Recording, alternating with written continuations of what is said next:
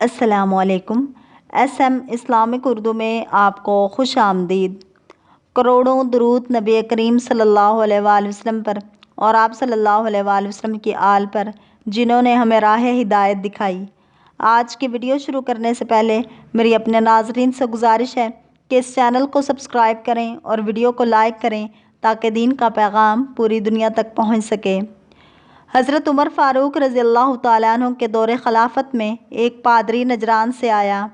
آپ نے اس کو اسلام کی دعوت دی، رسول صلی اللہ علیہ وآلہ وسلم اور قرآن کی خوبیاں بیان کیں۔ پادری نے یہ سن کر کہا کہ میں نے قرآن میں پڑھا ہے کہ جنت آسمان اور زمین کے برابر ہوگی۔ ذرا یہ بتلائیے کہ جب جنت اتنی بڑی ہے تو دوزخ کہاں واقع ہوگی؟ یہ سن کر حضرت عمر فاروق رضی اللہ تعالیٰ عنہ نے حضرت علی کرم اللہ وجہ الکریم سے کہا کہ آپ جواب دیں۔ حضرت علی کرم اللہ وجہ الکریم نے کہا، میں جواب دیتا ہوں۔ اے پادری، جب رات آتی ہے تو دن کہاں چلا جاتا ہے، اور جب دن آتا ہے تو رات کہاں چلی جاتی ہے؟ پادری نے یہ سن کر کہا کہ مجھے امید نہ تھی کہ میرے سوال کا جواب اتنی آسانی سے کوئی دے سکتا ہے۔ اے خلیفہ، یہ جوان کون ہے؟ حضرت عمر فاروق رضی اللہ تعالیٰ عنہ نے فرمایا کہ یہ علی کرم اللہ وجہ الکریم ابن ابی طالب ہیں، رسول خدا صلی اللہ علیہ وآلہ وسلم کے چچا زاد بھائی ہیں، حسنین کریمین کے والد ہیں۔ پھر اس نے کہا کہ اے خلیفہ، وہ کیا چیز ہے جو میوہ ہائے جنت کی مانند ہے؟ فرمایا، ان سے پوچھو۔ حضرت علی کرم اللہ وجہ الکریم نے فرمایا کہ قرآن شریف ہے کہ تمام دنیا کے لوگ اکٹھے ہو کر اس سے استفادہ حاصل کریں تو کوئی کمی واقع نہیں ہوگی۔ جنت کے میوے بھی اسی طرح ہیں۔ پھر اس نے کہا، کیا آسمانوں کے قفل بھی ہوتے ہیں؟ آپ نے فرمایا کہ آسمانوں کا قفل یعنی تالا یہ ہے کہ اللہ کے ساتھ شریک کیا جائے۔ پھر کہا کہ قفل کی کنجی کیا ہے؟ کہا کلمہ شہادت ہے، یہ سیدھا عرش تک پہنچتا ہے۔ پادری کہنے لگا کہ بالکل ٹھیک ہے۔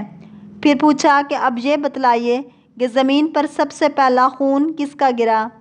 اس کا جواب حضرت علی کرم اللہ وجہ الکریم نے یوں دیا کہ اے پادری، وہ خون حضرت حوا کا تھا جو حابیل کی ولادت کے وقت زمین پر گرا تھا۔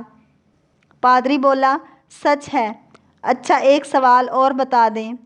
یہ سن کر حضرت عمر فاروق رضی اللہ تعالیٰ عنہ کو غصہ آیا، مگر حضرت علی کرم اللہ وجہ الکریم نے کہا کہ اے عمر، اس کو پوچھنے دو، میں سب بتاؤں گا۔